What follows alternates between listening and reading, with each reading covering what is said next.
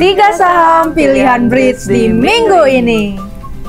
Yang pertama ada PT Bank Neo Commerce Tbk dengan kode saham BBYB. BBYB berhasil mencetak laba bersih sebesar 14,23 miliar rupiah pada kuartal 1 2024. Realisasi tersebut mencatatkan hasil yang jauh lebih baik dibanding periode yang sama di tahun lalu yang membukukan kerugian sebesar 68,40 miliar rupiah. Perolehan tersebut didukung dari pendapatan bunga bersih atau Net Interest Income atau NII. BBYB untuk 3 bulan pertama 2024 tercatat sebesar 773,27 miliar rupiah. Katalisnya pertama, BBYB memiliki fleksibilitas dalam bekerja sama dengan berbagai mitra strategis yang membuat speed to the market BBYB menjadi lebih cepat dan luas dalam menawarkan layanan dan produk perbankan kepada nasabah yang mayoritas merupakan kaum muda yang tidak suka dengan hal yang monoton.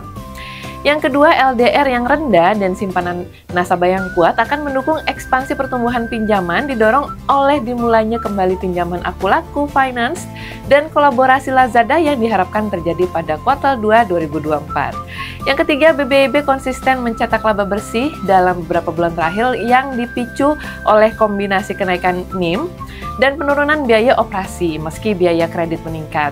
Pertumbuhan kredit yang begitu kuat berkisar 20-25%. Untuk perusahaan yang kedua ada PT Mitra Keluarga Karya Sehat Tbk atau saham MIKA.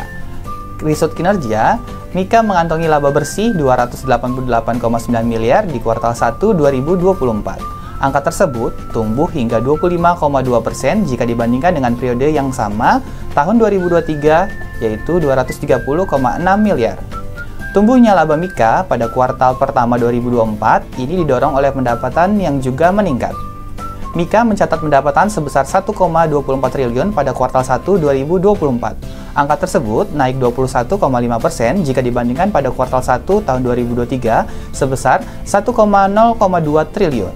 Untuk katalis yang pertama, margin EBITDA meningkat sebesar 210 Mbps menjadi 37%, didukung oleh margin obat-obatan yang lebih baik karena MIKA menerapkan rata-rata kenaikan harga sebesar 8-10%, di luar kenaikan ASP secara keseluruhan sebesar 5-7% yang efektif pada bulan Januari 2024.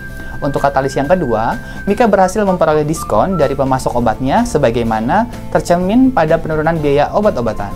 Untuk katalis yang terakhir, volume traffic pasien dalam 2 minggu terakhir bulan April 2024 telah kembali ke level bulan Maret 2024, yang merupakan level tertinggi tahunan dalam hal rata-rata pasien per hari.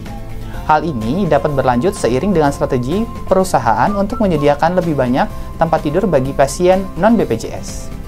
Yang terakhir ada PT Indofood CBP Sukses Makmur Terbuka atau ICBP. Riset kinerja dari ICBP mencatatkan perolehan laba usaha melesat hingga 23% menjadi 4,92 triliun rupiah di kuartal 1 2024 dari sebelumnya 3,39 triliun rupiah. Meski begitu, ICBP juga mencatatkan laba bersih senilai 2,35 triliun rupiah atau merosot sebesar 40,5%. ICBP juga mencatatkan penjualan neto konsolidasi tumbuh 4% menjadi 19,92 triliun rupiah pada triwulan 1 2024 dari sebelumnya mencapai 19,14 triliun rupiah di periode yang sama di tahun lalu.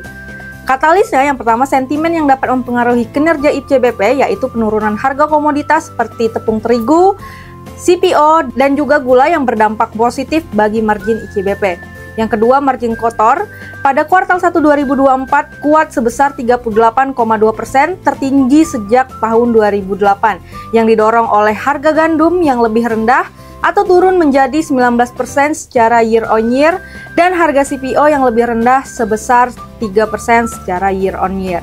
Dan yang terakhir, pertumbuhan volume yang lebih tinggi atau berkisar pada 4-8% secara year on year untuk mie dan juga produk susu, dan biaya input yang rendah mendukung margin pada kuartal 1 2024. Nah, itu dia 3 saham pilihan Bridge di minggu ini. Ada saham favorit kalian? Komen di bawah ya.